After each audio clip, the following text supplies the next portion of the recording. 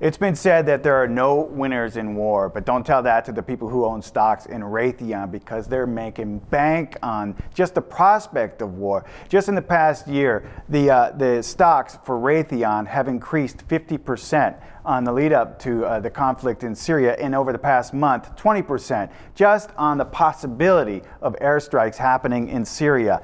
And this is because the stock has gone up from a low of $52 for the year to $75 for a high of the year. And this is because the weapon of choice that will be used in a conflict in Syria is the Tomahawk cruise missile, which is made by Raytheon.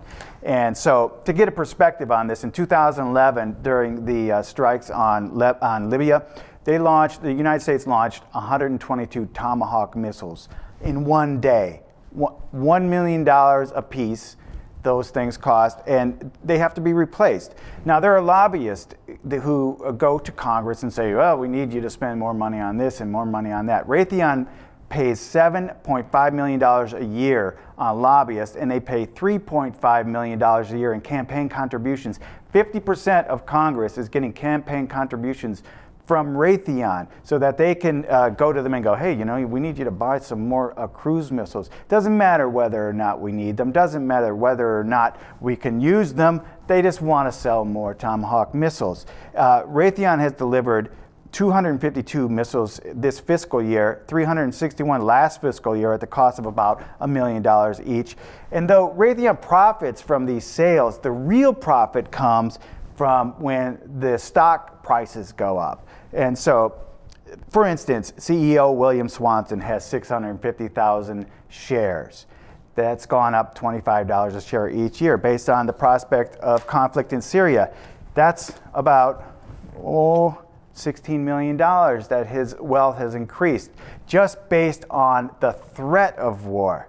But his is a drop in the bucket compared to the number one Raytheon investor, which is Vanguard Group, whose investment funds include 45 million shares of Raytheon, leaving their investors richer by $1.125 billion, and now one missile has been fired. Yeah, $1 billion for roughly $7 million in contributions to lobbies. Yeah, good investment.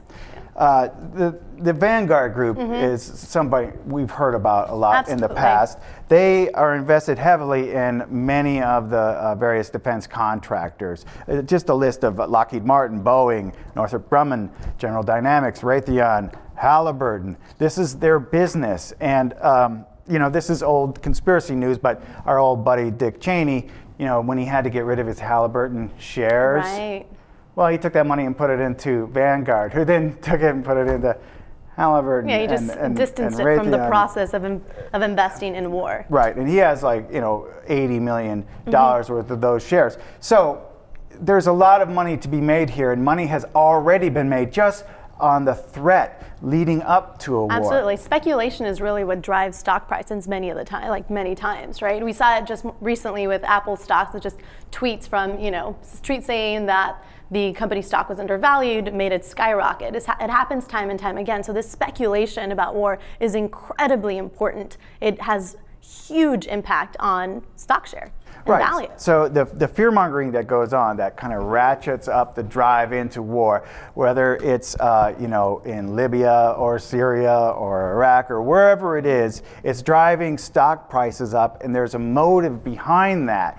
People want to make money, and that's how they make money. Yeah, by keeping us in fear. That's how they're making money. Right. Not a matter of if and when or how we win the conflict in Syria. The war has already been won by investors of companies like Raytheon.